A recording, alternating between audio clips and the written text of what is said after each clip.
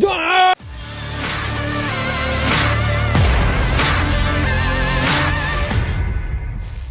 Inilah rekaman amatir yang memperlihatkan detik-detik helikopter serangka A-52 Rusia meledak dan jatuh. Rekamannya ramai beredar di Telegram pada Senin, 5 Desember 2022. Helikopter andalan Rusia tersebut jatuh setelah dihantam rudal Ukraina.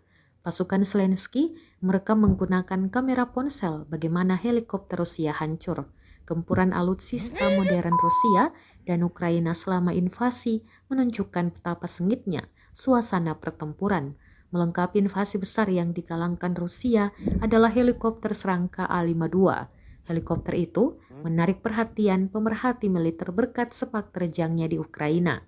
Meski sering mengandalkan Ka-52, namun Ukraina juga terus memamerkan kekalahan helikopter tersebut.